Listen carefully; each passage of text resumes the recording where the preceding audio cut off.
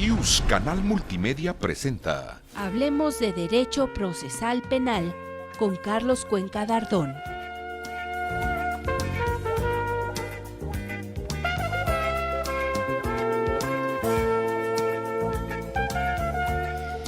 Buenas tardes, estamos en tu programa Hablemos de Derecho Procesal Penal. Esta tarde nos encontramos transmitiendo desde la cabina de radio IUS Multimedia, ubicada en la avenida Universidad 2219, tercer piso. Agradecemos este espacio que nos brinda nuestro director de la Facultad de Derecho, el doctor Raúl Contreras Bustamante, y al maestro Ricardo Rojas Arévalo, jefe del sistema de Universidad a Distancia, a quienes les mandamos un afectuoso y caluroso saludo. Les recordamos nuestras redes sociales en las que podrán realizar todos sus comentarios, todas sus preguntas, que son Twitter, @HDPpenal, el Facebook, Colegio de Profesores de Derecho Procesal Penal, y nuestro correo, hablemos de derecho procesal penal @gmail.com. Esta tarde va a ser una tarde un poco más jovial, un poco más amena, porque este es el último programa de esta serie antes de salir y de terminar el curso que corresponde al año 2016-2017. Y para eso hemos preparado el tema de la reforma que pretende el Senado de la República al sistema acusatorio adversarial. Y esto nos da pauta para hablar de muchos otros temas: qué opinan, qué no opinan, por qué quieren reformarlo, qué es lo que pretenden reformar, etcétera. Y para tratar este tema tenemos como invitado especial esta tarde al maestro Igor Mendoza Ruiz, quien es maestro de la Facultad de Derecho por más de 15 años y que es maestro de Derecho Procesal Penal, Juicios Orales, Derecho Penal, etcétera. De todo este tema que vamos a referirnos hoy. Le doy también la bienvenida a nuestra amiga y coordinadora Jenny. Buenas tardes, ¿cómo estás? Gracias, doctor, muy bien, gracias. ¿Y usted? Qué bueno. Y vamos a empezar. Querido Igor, pues gracias por estar con nosotros esta tarde. Y fíjate que el Senado de la República pretende, ya estuvo en comisiones en el mes de diciembre del 16, el tema de reformar el sistema acusatorio adversarial. Yo aquí quisiera recoger algunas palabras de algunos maestros, compañeros de nosotros, que son maestros también de la facultad y que se expresan del sistema acusatorio adversarial. Como dice el maestro Regino, no hay que condenar ni hablar del sistema acusatorio adversarial si no se ha conocido antes. Entonces, ¿tú qué opinas, mi querido Igor, en relación a esta reforma del Senado? Muy bien, muchas buenas tardes a todos. Muchas gracias por la invitación, doctor. Gracias por estar aquí también, Jenny. Gracias a usted. Bueno, en principio tendríamos que ver que esta reforma, efectivamente, como lo comenta, doctor, es una iniciativa del 15 de diciembre del 2016, propuesta por diversos senadores, en donde se turna a la Comisión de Puntos Constitucionales, Justicia y Estudios Legislativos, de la cual, bueno, todavía el día de ayer se reunió esta comisión y no tocaron el punto de esta reforma, que es importante por muchas cuestiones. En principio, es de llamar la atención porque se pretende reformar el artículo 16 constitucional 19, en donde, bueno, llama mucho la atención. En un principio nos habla de la eliminación del arraigo, que es un tema que ya está superado, que sabemos que efectivamente el arraigo pues no es una actuación jurídica en donde se vulneran los derechos fundamentales de los imputados o de cualquier persona, ¿no? Porque aquí es importante mencionar que esa eliminación pues ya está superada, ¿no? En la práctica, si bien es cierto en la Constitución todavía lo maneja, pero en la práctica ya no se aplica el arraigo. Por otro lado, nos habla de los requisitos para librar órdenes de aprehensión. Esa es otra de las reformas que pretenden hacer, en donde nos hablan también de que el juez de control en este momento se encuentra en la práctica ante una situación contraria cuando se gira una orden de comparecencia. ¿Por qué? Porque el primer requisito que establece la propia norma es que debe ser un delito que tenga pena privativa de libertad. Cuando hay un delito que tiene pena alternativa, entonces se gira esa orden de comparecencia. Y entonces aquí lo que pretenden hacer con esta reforma es que todas las órdenes sean de aprehensión. Lo veo un poco delicado, ¿no? Complicado en la práctica también, en virtud de que efectivamente no le podemos dar el mismo tratamiento a ciertas conductas que están tipificadas en la propia ley.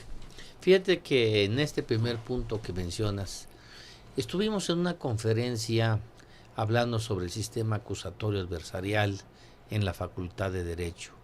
Y uno de los ponentes más importantes que había en esa conferencia era el maestro Raúl Carrancá. Y decía el maestro Raúl Carrancá, si vamos a hablar de un sistema acusatorio adversarial, se rompe todo esto con dos situaciones. La primera es el arraigo y la segunda es la prisión oficiosa para determinados delitos. Aquí habría que pensarlo porque de alguna manera el maestro, cuando habla de arraigo y que el sistema acusatorio se rompe porque ahí ya es una prisión oficiosa, el arraigo, es decir, sin que esté una persona juzgada, tiene prisión, y la otra es la prisión oficiosa para determinados delitos. Yo me puse a pensar y le decía al maestro, en forma de comentario a las pláticas de todos los que estaban ahí, y cuando una persona comete determinado delito, que es un delito que altera verdaderamente el orden social, que pone en peligro el bien jurídicamente protegido y la estabilidad, bien merece la pena corporal preventiva. Y no por eso vamos a romper el sistema acusatorio adversarial. Y por la otra, el arraigo, que el arraigo solamente se impone en delitos de delincuencia organizada, que es muy sectorizado. No podemos hablar de arraigo en todos los delitos, bueno, ni en el homicidio, Claro. porque no es delincuencia organizada. Entonces, yo, tocando este primer punto, pongo en duda muy clara que el sistema acusatorio adversarial no se rompe, ni se pretende romper, ni se romperá nunca ante el arraigo o ante la prisión oficiosa, que es un acto de autoridad del Estado para proteger a la sociedad de aquellos delitos de alto impacto que verdaderamente lesionan a la sociedad. ¿Tú qué opinas, Jenny? Bueno, escuchando sus palabras, lo primero que yo pensaba es que la Corte Interamericana de Derechos Humanos y el principio pro persona nos señala que efectivamente ni siquiera debe de existir esta prisión preventiva oficiosa en un sistema jurídico y Estado de Derecho cualquiera. Más sin embargo, nos encontramos que en nuestra sociedad no tenemos la fuerza suficiente o económicamente hablando para poder tener sujetos a las personas por delincuencia organizada o por secuestro o algún otro delito de alto impacto, que pudiésemos localizarlas y traerlas, ¿no? Es muy fácil que se sustraigan de la justicia. Considero que en ese sentido no debería desaparecer así lo que es la prisión preventiva oficiosa. Más sin embargo, puedo decir que no estoy de acuerdo en la cuestión del arraigo, que sí me parece que es una figura que violenta garantías en garantías y derechos fundamentales a cualquier procesado en atención al principio de presunción de inocencia, porque estamos hablando que el arraigo es una actuación ministerial. Escuchando lo que nos dice el maestro Igor en cuanto a que todo delito, sin importar si este delito tiene prisión preventiva o no oficiosa, debe de tener una orden de aprehensión, considero que esta reforma estaría violentando el principio del proceso penal acusatorio, que sería aquel que dice que toda la presunción de inocencia hasta que seas culpable, ¿no? Pero independientemente de eso, la esencia del sistema acusatorio era tener un desfogue de las prisiones, no tener a todas las personas en prisión preventiva, aun y cuando éstas no hayan cometido un delito de alto impacto o que merezcan una prisión preventiva oficiosa. Considero que esa reforma estaría violentando ese principio o ese objetivo del proceso penal acusatorio. Claro. Muy bien, Jenny, pero el que está aquí para explicarnos es el maestro Igor. No. ¿Qué otra reforma, maestro? Bueno, también nos habla del caso urgente, ¿no? Es una figura que tenemos procesalmente importante, o es muy importante. ¿Por qué?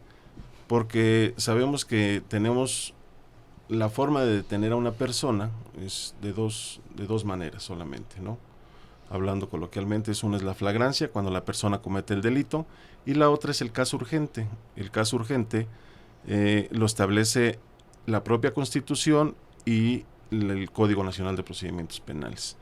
Ahora, me llama mucho la atención que lo que se pretende también hacer con esta reforma es que en el artículo 16 lo que pretende reformar es que no podrá librarse orden de aprehensión sino por la autoridad judicial y sin que proceda denuncia o querella. Hasta ahí vamos bien.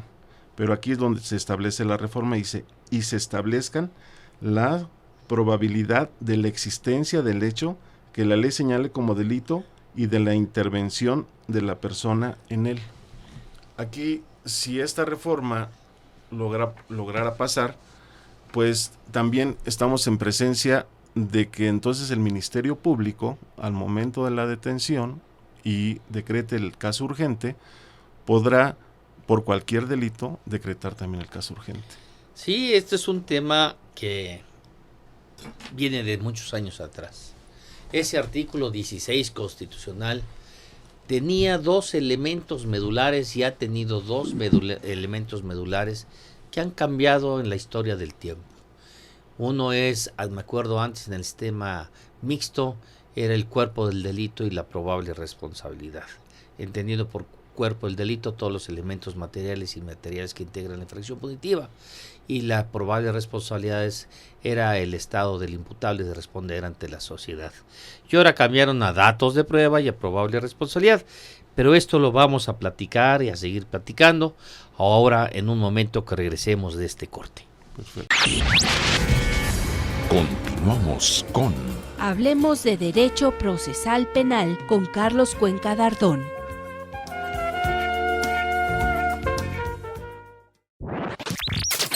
Gracias por escuchar la transmisión News, Canal Multimedia. Soy Raúl Contreras Bustamante, director de la Facultad de Derecho, y los invito a escuchar la programación de News Canal Multimedia de nuestra facultad.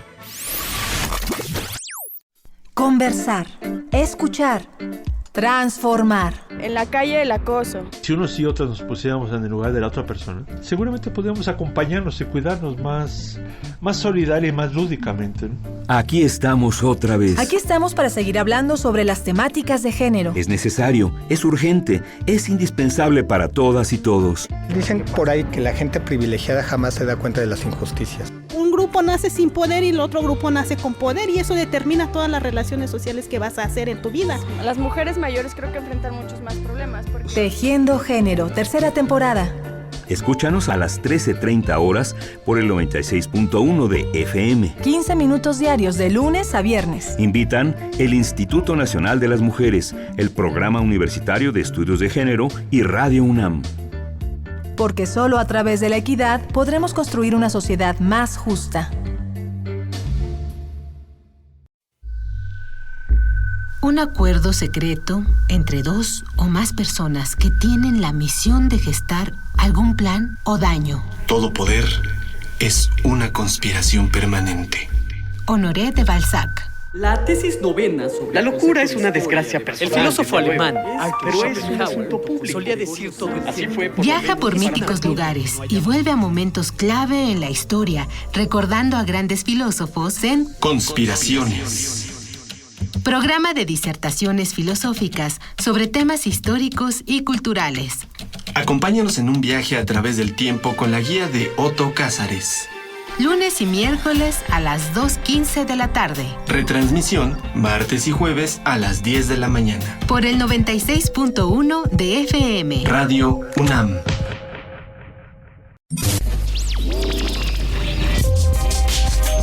Esta estación es afiliada a la Red de Radios Universitarias de México.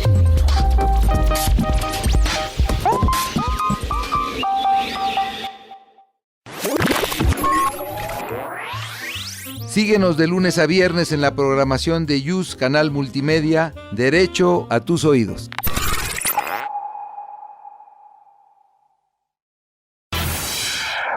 YUS Canal Multimedia, Derecho a tus oídos.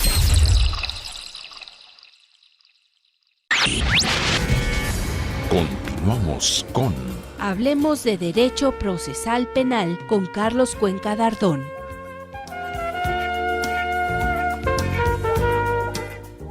Regresamos con ustedes.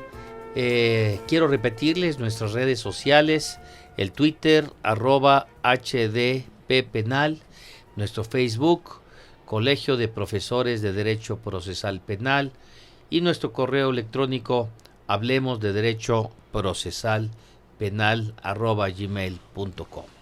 Y estábamos, antes de irnos a la pausa, platicando de los dos elementos medulares del artículo 16 constitucional que ahora los senadores pretenden reformarlo.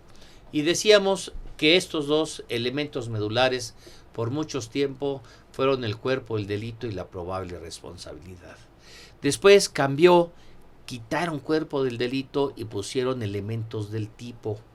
Y esto tampoco funcionó, y bien lo decía el maestro García Ramírez, vamos a volver al cuerpo del delito. Y como un mago, un pitonizo, volvimos al cuerpo del delito. Y así estaba hasta que aparece la presencia del nuevo sistema acusatorio adversarial, que reforma el artículo 16 constitucional, quita cuerpo del delito, pone datos de prueba y permanece la probable responsabilidad de una manera más light, más pequeña, más amplia, diciendo que a juicio exista la posibilidad de que la persona participó en el delito. Y ahora viene una reforma donde el artículo 16 le van a quitar la parte de datos de prueba y van a quitarle la probable responsabilidad que la persona haya participado y le van a quitar vinculación a proceso. Y entonces se preguntan todos, ¿qué queda? Va a quedar lo siguiente: se hace una denuncia, se hace una querella, se hace una investigación no judicializada, el Ministerio Público determina, integra esta carpeta de investigación y entonces va a ir a pedirle al juez de control que le conceda una orden de aprehensión o de detención, cualquiera de las dos. Las dos figuras son iguales. Y ahí lo que va a concederse, va y se detiene, se presenta la persona, en ese momento se formula la imputación y se piden las medidas cautelares.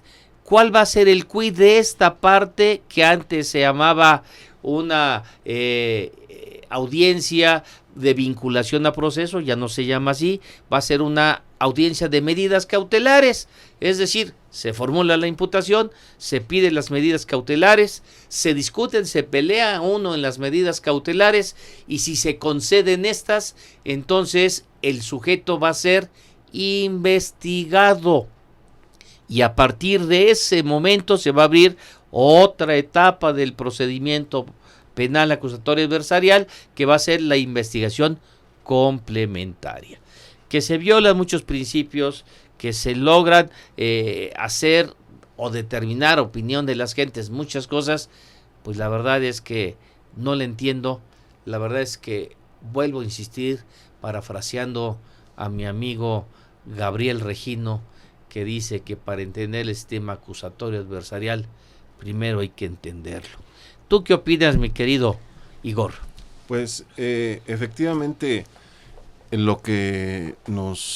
la práctica lo que tenemos es efectivamente las medidas cautelares, pues es una prisión preventiva que es la última, ¿no?, que se tiene en virtud de ser algunos delitos que establece la propia Constitución y la propia ley, que son prisiones preventivas oficiosas, ¿no? Pero también lo es que la investigación va a continuar. Efectivamente, este auto de vinculación a proceso, ¿no?, efectivamente, ¿qué es el auto de vinculación? ¿Qué tenemos? ¿Qué nos da procesalmente el auto de vinculación a proceso? Porque la gran mayoría de las personas confunden la imputación que la acusación, ¿no? Y son cosas diferentes. Son cosas totalmente diferentes y en etapas procesales diferentes. Así es. ¿No? Ahora, si bien es cierto, el juez lo que pretenden es eliminar este término de las 72 horas para que el juez no vaya a dictar un auto por el cual se va a seguir la investigación complementaria, ¿no? Porque también sirve como base, o eso es lo que nos han hecho creer, que sirve como base sobre lo que se va a investigar, ¿no? Y lo que se va a llevar a cabo en la etapa intermedia, para después, una vez hecha la acusación del Ministerio Público, que puede ser diversa a la imputación que hizo ante el juez de control, una vez iniciado esto. Sí, realmente la investigación complementaria te va a decir realmente qué tipo de delitos, las circunstancias y las modificaciones en su caso. Aquí la cuestión es, a esta reforma donde dicen, quitamos el auto de vinculación y te vamos a dar otra cosa. ¿Qué nos van a dar? Nos van a decir, ya no hay arraigo, ya no hay prisión oficiosa, ya no hay prisión. Y dice la reforma, por excepción habrá una prisión, pero ya no va a haber prisión. Se les va a dar más validez, más importancia a los medios de localización electrónicos. Y las medidas cautelares, por mera excepción, por mero cuidado de la sociedad, va a ser prisión oficiosa. Cuando se demuestra que en la imputación, que el sujeto es peligroso verdaderamente para la sociedad. Pero si no existe esa circunstancia, esto nos hace reflexionar lo siguiente. Muchos afirman, y lo reitero, que el sistema acusatorio adversarial propicia delincuencia. Y la verdad es que el sistema acusatorio adversarial no propicia delincuencia. Investiga que las personas que pudieron participar en esos hechos pudieran o no ser culpables de acuerdo a la presunción de inocencia. Lo que sí ocasiona verdaderamente la delincuencia es la falta de políticas públicas para prevenir el delito. Hay que trabajar más en la prevención del delito que en la sanción. Recordemos, el sistema mixto penal anterior era estrictamente punitivo, cárcel. Ahora es estrictamente una mentalidad reparatoria, política reparatoria. Cometieron, hay que reparar, le dimos más importancia a la víctima. ¿Tú qué opinas, Jenny? Bien, doctor, mire, yo quisiera leerles unos comentarios que nos están haciendo llegar nuestros alumnos como Manuel Romero, que nos dice que al cambiar esta parte de la citación para la comparecencia y que todo sea orden de aprehensión, estaríamos regresando al sistema anterior mixto inquisitivo, que esto sería para él su perspectiva. Jonathan Valadez nos dice que nos manda un saludo y que cómo podría perfeccionarse e implementarse una mejor tecnología para poder desaparecer la prisión preventiva. Angie Montoya nos dice lo mismo, cómo podemos quitar esta parte de que todo sea prisión preventiva oficiosa. Y Humberto Castillo nos está diciendo que qué opinarían que fuera un código penal nacional, que se hiciera un código penal nacional. Pues volvemos a nuestra pregunta que le hacemos al maestro Igor. Maestro, ¿qué va a pasar con esta reforma del Senado?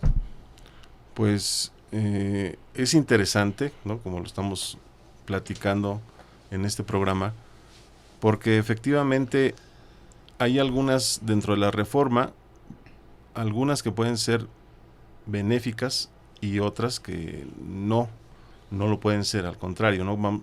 Pensaría yo que vamos a obtener con esta reforma.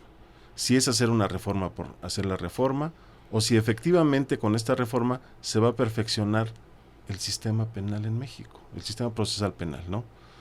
Por otro lado, nosotros vemos un derecho comparado, por ejemplo, con Cuba, ¿no? Si hablamos de la presunción de inocencia.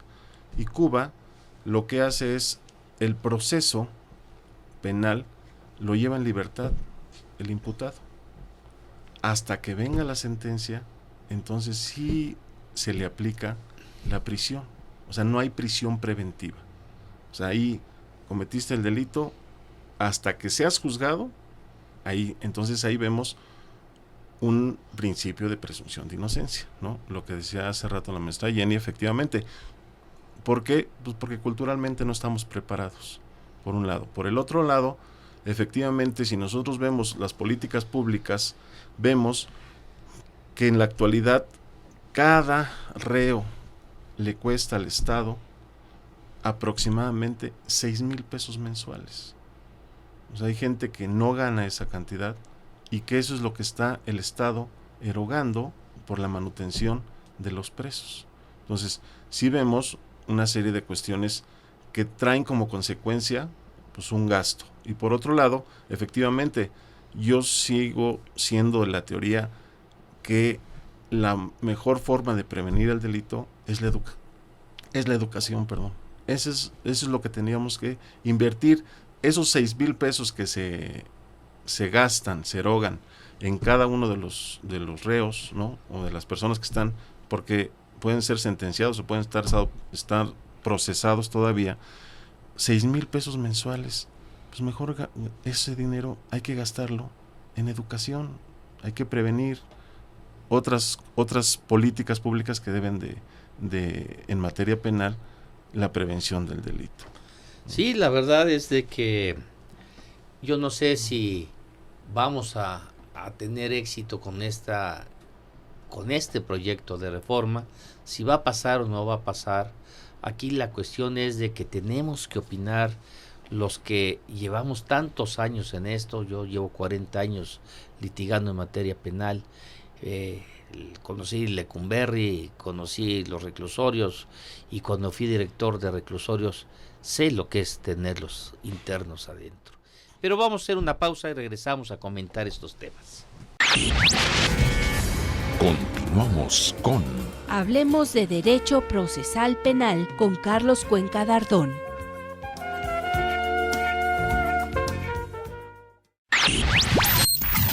Esto es la Facultad de Derecho en Radio.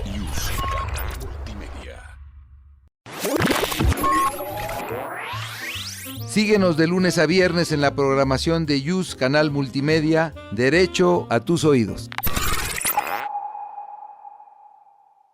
Conversar, escuchar, transformar. En la calle el acoso. Si unos y otros nos pusiéramos en el lugar de la otra persona, seguramente podríamos acompañarnos y cuidarnos más solidaria y más lúdicamente, ¿no? Aquí estamos otra vez. Aquí estamos para seguir hablando sobre las temáticas de género. Es necesario, es urgente, es indispensable para todas y todos. Dicen por ahí que la gente privilegiada jamás se da cuenta de las injusticias. Un grupo nace sin poder y el otro grupo nace con poder, y eso determina todas las relaciones sociales que vas a hacer en tu vida. Las mujeres mayores creo que enfrentan muchos más problemas. Tejiendo Género, tercera temporada.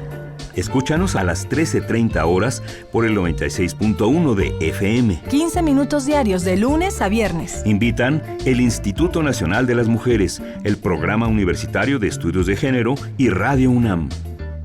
Porque solo a través de la equidad podremos construir una sociedad más justa.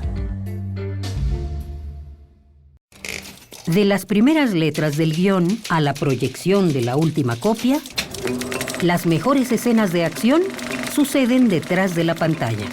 Toma 46. El cine en voz de sus creadores. Un programa de Radio UNAM y la Academia Mexicana de Artes y Ciencias Cinematográficas.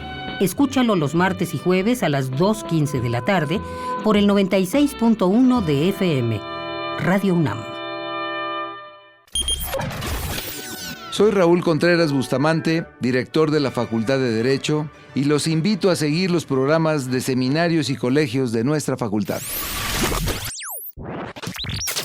Gracias por escuchar la transmisión Use, Canal Multimedia.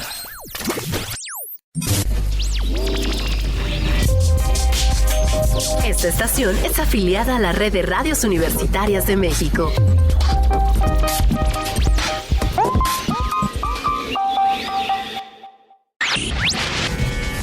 Continuamos con Hablemos de Derecho Procesal Penal con Carlos Cuenca Dardón.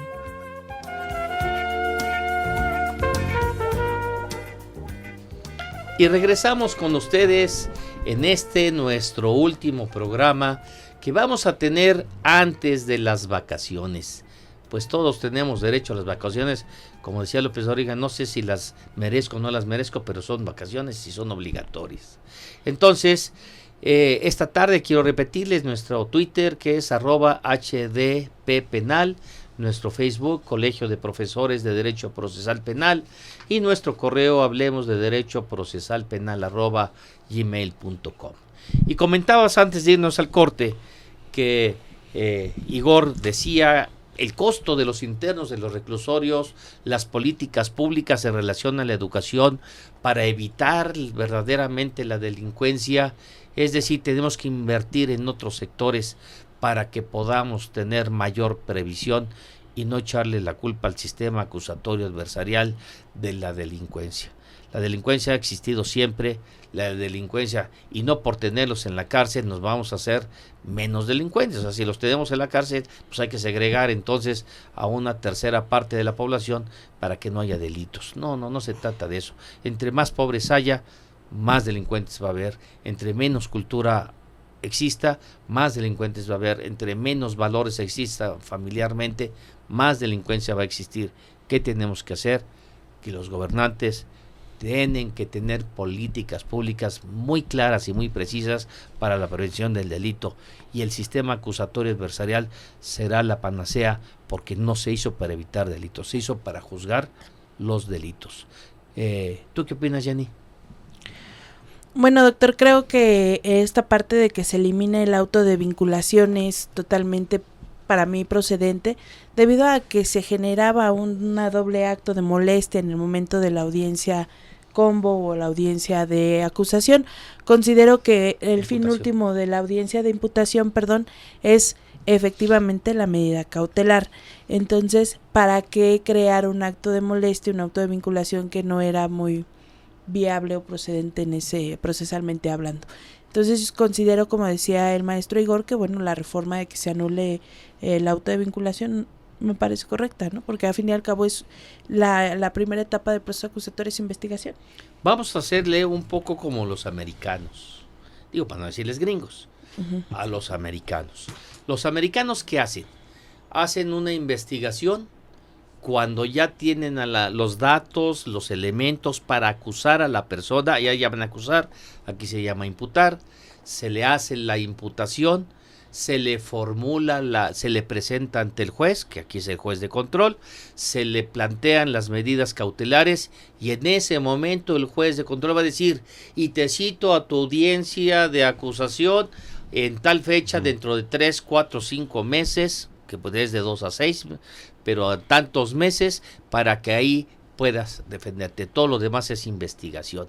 Yo me acuerdo que en el sistema mixto era, si hacías la denuncia, era denunciado; si te consignaban, eras consignado; si te procesaban, eras procesado; si te acusaban en conclusiones acusatorias, eras acusado; si se te sentenciaban, eres reo; y si saliste, ¿cómo se les llama? ¿Cómo se le llama al que salió? ¿Absuelto? Yo tampoco lo supe en un momento dado como ustedes, pero se llama exconvicto, que tampoco decía el maestro Hernández Silva: no seas tonto, no es exconvicto ni exreo, se llama compurgado. Entonces, todas estas cosas han cambiado con la historia, han cambiado con todos estos detalles. Y ahora, pues, ¿qué vamos a tener? Un denunciado, un investigado, un sujeto acusación, un acusado, va a pasar a juicio oral. Siendo acusado. Y siendo acusado y va a llegar a sentencia. ¿Qué es lo que va a prevalecer en todo este camino tan largo? Algo que venimos comentando, que es lo importante, que son los medios alternos de solución y la terminación anticipada de un proceso. ¿O no lo opinas así, mi querido Igor? Claro, por supuesto, porque las soluciones anticipadas, o en este caso, si nos vamos a un procedimiento abreviado, ¿no? Tiene oportunidad, ¿no? Como todavía el imputado, es más, siendo acusado, todavía puede ser optar por la opción de irse a procedimiento abreviado con la condicionante de aceptar los hechos, ¿no? Entonces, como decimos en la práctica es una confesión, por llamarla de alguna forma, ¿no? Cuando el imputado acepta la realización del hecho que le imputan, ¿no? Y la participación de estos hechos. Sí, entonces, la verdad es que el juicio abreviado es una chulada. Yo he llevado varios a juicio abreviado. Claro, los requisitos son bastantes. Claro. Primero, que esté reparado el daño. Segundo, que lo promueva el Ministerio Público, que lo acepte porque él es el que hace el dictamen. Tercero, que no se oponga a la víctima. Y el más importante es que lo acepte el juez, claro, el juez de control. Pero si se acepta, se le aplicará la pena mínima, la cual la Procuraduría tiene la facultad para reducirla hasta 1/3 más. Y si la pena va de 5 a 10 años, se le aplicará 5 menos 1/3, le quedarán 3.4.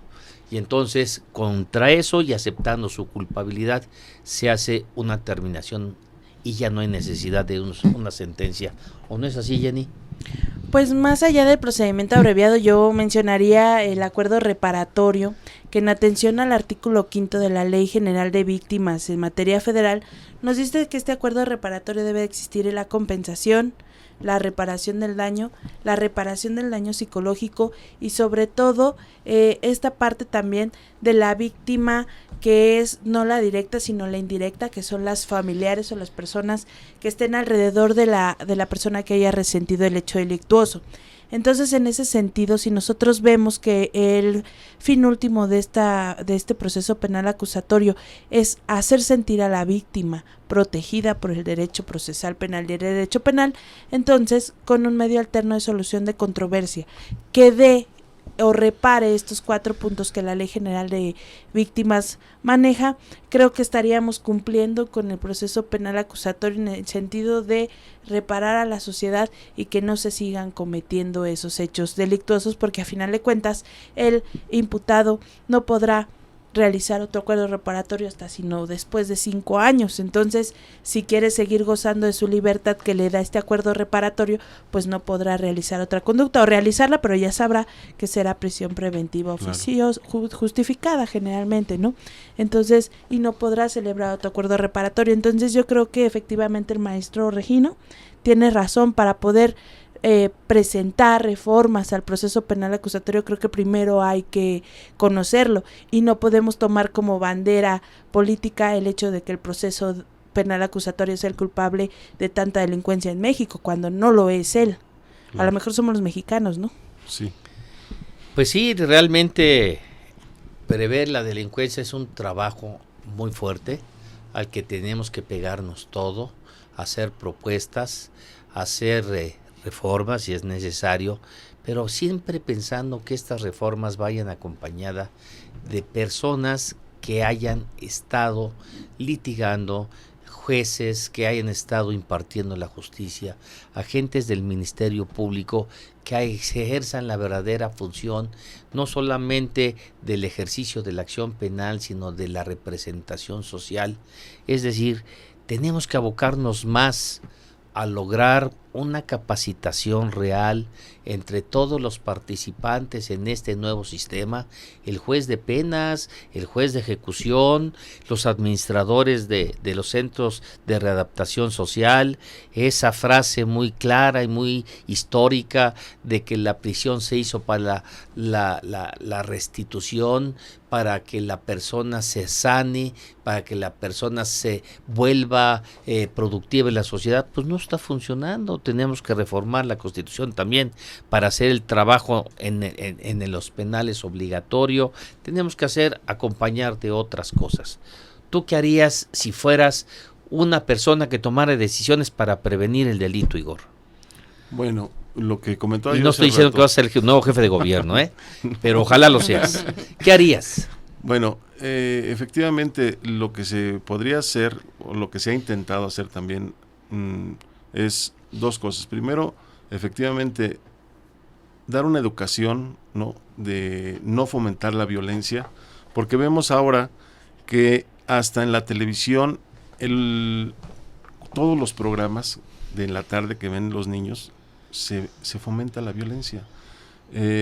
Tengo un niño que tiene 12 años y me comentó, viendo las noticias, me dijo: papá, llevan 15 minutos el noticiero y no hay una noticia buena, puros asesinatos, pura violencia. Entonces, ¿qué es lo que yo haría? Una reforma también a los medios de comunicación para que no se transmitiera ni siquiera ese tipo de violencia, porque vemos hasta los medios de comunicación, cuando ven una persona que acaba de ser atropellada, o asesinada, lo transmiten en vivo. Ahora con las redes sociales es muy fácil, y entonces todo el mundo tiene acceso a ese tipo de cosas.